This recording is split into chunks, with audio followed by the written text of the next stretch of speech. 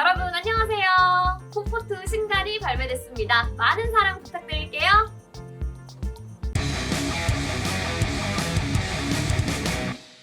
네, 전술의 대식가입니다. 이번에는 새벽에 있었던 한국과 웨일즈의 경기를 좀 분석을 해보려고 하는데요. 모두 이미 다들 경기 결과도 알고 계실 거고 경기를 보신 분들도 계시겠지만 상당히 경기력이 이번에도 좋지 않았습니다. 사실 클린스만 감독이 이번 경기가 이제 5번째 경기인데 클린스만 감독이 여전히 무엇을 추구하고 있는지를 잘 파악하기 어려운 경기였지 않나 싶거든요. 경기를 이제 다시 보면서도 이제 클린스만 감독이 원하는 축구가 이제 무엇인지를 조금 이해하려고 노력하면서 시청을 했는데 여전히 클린스만 감독이 원하는 방향성이 무엇인지 잘 모르겠고 오히려 클린스만 감독이 보여주고 그 조금이라도 보여줬던 방향성이 점점 더 희미해지고 있다는 느낌을 저는 받았습니다. 사실 이번 경기에서 저는 이제 감독을 비롯한 코칭 스태프들의 전술적인 역량이 떨어지면서 나오는 문제를 경기장에서 고스란히 보여줬다고 생각을 하거든요. 뭐 손흥민의 중앙 기용이라든지 아니면 순간적으로 압박을 해가지고 상대의 실수를 유발하는 이런 몇 가지 장면들에서는 이제 클린스만 감독이 원하는 바를 이해할 수 있었는데 결국 축구는 팀 스포츠잖아요. 11명의 선수들이 90분 동안 하나의 방향성을 이제 일관되게 유지하는 팀이 좀 좋은 팀이라고 평가받는 시대에서 과연 클린스만 감독이 만든 이제 11명의 이런 팀이 과연 좋은 팀인지 아직은 전혀 잘 모르겠습니다. 팀 11명의 선수들이 하나의 방향성을 가지고 팀 스포츠를 하고 있다는 느낌을 전혀 주지 못하고 있는데요. 좀 이런 문제가 왜 나타날지를 좀 생각해 봤을 때는 저는 개인적으로 디테일이 너무 진다고 생각을 했습니다. 디테일에서는 완성도가 없기 때문에 하나의 방향성을 가져가지 못하고 있다고 저는 느낌이 들었는데 사실 벤투 감독 시절에는 디테일 완성도가 정말 뭐 세계적인 수준이었냐 라고 말한다고 물으신다면 그 정도 수준은 아니었습니다. 하지만 벤투 감독이 선수들에게 요구하는 수준이 굉장히 높았고 그리고 경기장 안에서 선수들이 보여주는 수준도 굉장히 저는 높았다고 생각하거든요. 하지만 이제 클린스만 감독 들어서는 그런 디테일에서 완성도가 떨어지다 보니까 팀의 완성도가 떨어지고 그리고 완성도가 떨어지면서 당연히 방향성 자체가 희미해지는 이런 문제가 반복되고 있지 않나 저는 생각을 하거든요. 사실 3월, 6월, 9월 지나면서 어떻게 보면 클린스만 감독이 축구하는 색깔 자체가 좀 더 짙어져야 하는데 이렇게 오히려 뒤로 갈수록 클린스만 감독이 무엇을 할지 무엇을 원하는지 잘 모르는 흐름 속에서 팬들의 걱정이 커지고 있지 않나라는 생각을 하는데요. 좀 제가 지적하고 싶은 이제 디테일은 압박에서의 체계입니다. 이제 웨일즈는 이번 경기 3-4-3 포메이션으로 준비했고 한국은 이제 4-4-2 포메이션으로 준비를 했거든요. 일반적으로 3백 빌드업을 펼치는 팀을 상대로 4-4-2 포메이션의 팀이 펼치는 이제 압박의 체계는 주로 투톱부터 시작이 됩니다. 투톱 중에 한 명이 의도적으로 중앙에 있는 센터백의 패스 동선의 한쪽을 차단해서 한쪽으로 빌드업 방향을 유도하고 그러면 나머지 투톱 중에 한 명이 그쪽 방향에 있는 센터백을 향해서 이제 달려가면서 이제 상대 실수를 유도하는 이런 빌드 압박 체계를 많이 준비하거든요. 근데 한국은 여기서 그렇게 하지 않았습니다. 클린스만 감독은 손흥민 선수는 오히려 중앙에 머물게 남겨놓고 좌우 미드필더가 3백의 좌우 센터백을 향해서 압박을 가는 이런 전술 체계를 가져왔습니다. 사실 뭐 전술에 있어서 정답은 없기 때문에 뭐 어떻게든 변화를 줄 수 있지만 그렇다면 이제 디테일이 중요하거든요. 하지만 이런 디테일적인 면에서 클린스만 감독이 제대로 준비했는지를 잘 이번 경기에서 파악하기가 힘들었습니다. 전반 4분 상황이거든요. 이때도 보시면 손흥민 선수가 중앙에 머물고 있으면서 이제 그렇게 손흥민 선수가 3백 빌드업을 직접적으로 압박을 가하지 않습니다. 그러면서 이제 홍현수 선수가 이제 벤 데이비스를 향해서 압박을 가는 것도 아니고 또 측면에 있는 윙백을 향하는 패스 동선을 완벽하게 차단하는 위치도 아니다. 그러니까 이렇게 애매한 위치에 있다 보니까 그냥 벤 데이비스가 편안하게 이제 패스를 전개하고요.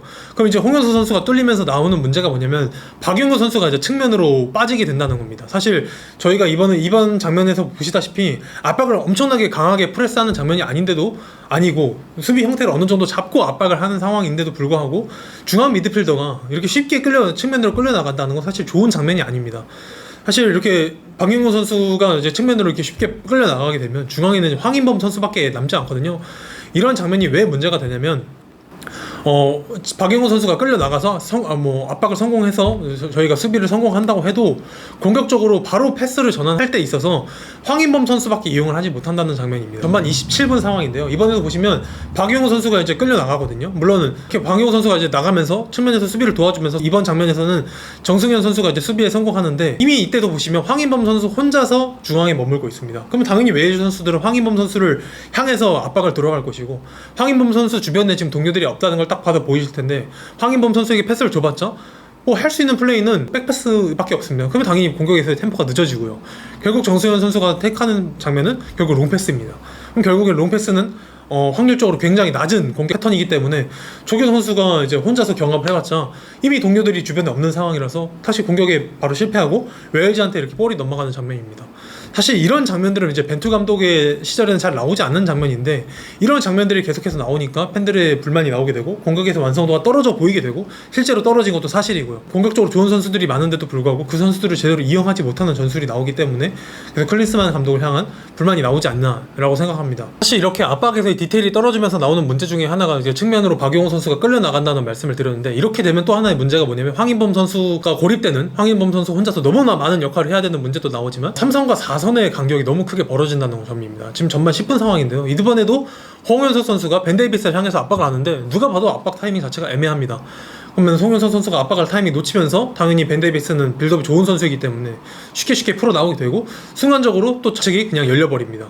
그러면서 박용호 선수가 또 측면으로 끌려나가게 되는데 이때도 보시면 삼성과 4선의 간격이 굉장히 많이 벌어집니다.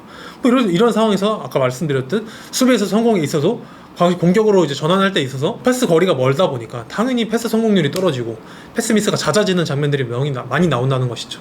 사실 전반 22분에 나온 저희 이제 실점 장면에서도 보시면 이때도 보시면 홍현석 선수가 이번에는 압박 타이밍이 그렇게 늦진 않았지만 순간적으로 벤 데이비스가 홍현석 선수의 압박을 잘 풀어나왔고 벤 데이비스가 잘 풀어나오면서 손흥민 선수는 원래 미드필더를 잡아줬어야 되는데 벤 데이비스가 풀어나오니까 손흥민 선수가 벤 데이비스를 체크하다가 손흥민 선수가 마크해야 될 미드필더를 놓치고 그러다 보니까 순간적으로 중앙으로 물 흐르듯이 웨일즈의 빌드업이 전개되고 그러다 보니까 그냥 실점 위기로 이어지는 장면이거든요. 이렇듯 압박에서의 디테일을 제대로 설정하지 못하다면서 연차적으로 발생하는 여러 문제들이 나오는데 그러면은 클리스만 감독은 그런 걸 바로바로 경기 중에 캐치하고 바로바로 수정해줄 수 있는 능력이 되냐? 전혀 아니라는 거죠. 사실 이번 경기에서 계속해서 이런 압박 체계에 있어서 문제점이 계속 드러납니다. 그러다 보니까 완성된 일관된 경기력이 나오지 않고 웨일즈가 중앙으로도 측면으로도 쉽게 빌드업을 풀어나오는 장면이 너무나 많았다는 것이죠. 그러다 보니까 이제 전반전에 위기를 맞는 장면이 굉장히 많았습니다. 사실 공격적으로도 문제가 많았던 경기였는데 그래도 한 가지만 좀 얘기해보자면 측면에서의 3자 플레이가 좀 완전히 실종됐다는 점입니다. 지금 전반 23분 정도 상황인데요. 서령호 선수가 이제 볼을 받는 상황입니다. 이때 서령호 선수의 상황을 이제 대입해 보신다면 이제 앞에 보면 홍현수 선수도 이제 수비가 막혀있고 중앙에 있는 박용호 선수도 어떻게 보면 좀 패스 거리가 멀고 주변 수비 승들이 많고 그렇다고 손흥민 선수에게 좀 스루 패스를 줄여주기엔 또 그것도 이제 리스크가 따르죠. 사실 서령호 선수가 여기서 이제 볼을 전개할 수 있는 선택지는 사실 많지 않은 상황입니다. 물론 이번 장면에서는 이제 결국 서령호 선수가 홍현 선수에게 패스를 주고 홍현 선수가 순간적으로 이제 잘 돌아서서 좋은 움직임을 보여주지만 이는 전술적으로 의도된 장면이 아니라 결국에는 개인의 능력에 의한 장면이거든요. 사실 이런 장면이 좀 더 이해가 되지 않는 경우는 측면 자원이 이재성 선수랑 서령호 선수였다는 점입니다. 사실 이제 웨일즈가 상당히 수비적으로 경기를 펼치고 역습 위주의 공격을 펼치는 팀이라면 라는 걸 클린스만 감독이 모를 리는 없었다고 생각하고요. 수비를 탄탄하게 하는 5-4-1 형태의 이제 수비 시스템을 가져가는 팀을 상대로는 측면에서의 윙어의 이제 돌파력이 굉장히 중요하거든요. 근데 사실 홍현 선수와 이재성 선수는 이제 공을 가졌을 때 드리블을 펼치면서 이제 장점이 나오는 선수가 전혀 아닙니다. 물론 그렇다고 능력이 떨어지는 선수라는 걸 말씀드리는 게 아니라 이런 장면보다는 순간적으로 동료들과 연계 플레이를 통해 오프더블 움직임을 가져갈 때 이제 장점이 더 나오는 선수라고 생각을 하거든요. 근데 이런 선수들이 결국 이렇게 경기를 보셨듯이 아시다시피 결국 윙어에서 측면에 고립돼서 결국 1대1을 펼쳐라.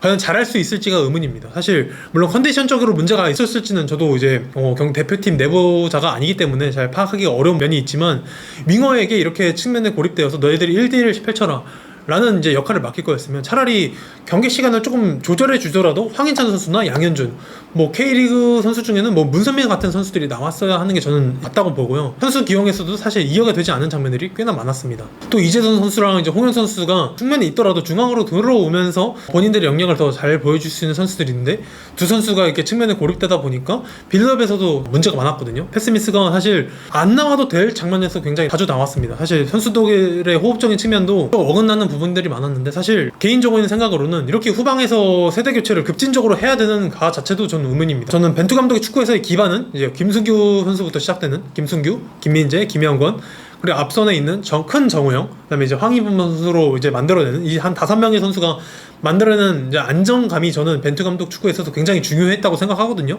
실제로 벤투 감독은 이 조합을 거의 한 3년 정도 내내 유지했고 월드컵에서 우루과이, 포르투갈, 그다음에 가나를 상대로 증명을 했습니다. 저희가 충분히 후방에서도 풀어갈 수 있다는 걸 이제 월드컵에서도 증명을 했는데, 저는 이제 아시안컵을 우승을 위해서는 후방에서 안정감이 그 어느 때보다 중요하다고 생각을 하거든요. 아시안컵에서 있어서는 한국이 이제 수비적으로 경기를 펼치는 게 아니라 언더독이 아니라 탑독의 입장에서 이제 경기를 펼칠 때가 많기 때문에 상대들이 대부분 이렇게 수비적인 축구를 펼친 다음에 역습을 가져가는 이런 상황들이 많이 나올 텐데, 지금 후방에서의 안정감이 월드컵 때보다 훨씬 더 떨어진 모습입니다. 사실 갑자기 큰 정우영 선수가 최근에 이제 명단에서 제외되고 있고, 박용호 선수가 들어왔고, 김영건 선수가 물론 이제 한국에 있다가 이제 유럽으로 오면서 시차 적응의 문제도 있었겠지만, 김영건 선수도 나오진 않았고, 정승현 선수가 나왔고, 황인범 선수도 후방에서 뭐 빌드업을 좀 더 관여하기보다는 조금 더 공격적으로 올라설 때가 많거든요. 이렇게 갑자기 빌드업에 있어서 많은 것들을 바꾸다 보니까 선수들의 호흡이 계속 어긋나는 모습이 나옵니다. 사실 이제 아시안컵까지 얼마나 경기가 할 수 있는 게 10월 그리고 11월 정도입니다. 완전체로 할 수 있는 건. 사실 이렇게 하다 보면 아시안컵 전에 친선전 경기를 한두 경기 한다 해도 많아야 뭐 4-5경기 정도 될 텐데, 그때 이 4경기 안에 과연 빌드업의 디테일을 완성할 수 있을까? 사실 지금 클린스만 감독이 보여주는 전술적 능력으로 굉장히 의문이 들거든요. 작년 전에 이제 벤투 감독이 아시안컵을 준비할 때도 저희가 후방에서 디테일이 꽤나 안정됐다는 평가를 받는데도 불구하고 저희는 이제 아시안컵에서 굉장히 고전했고, 이제 8강에서 이제 카타르한테 패배하면서 탈락을 했는데, 지금 정도의 완성도다?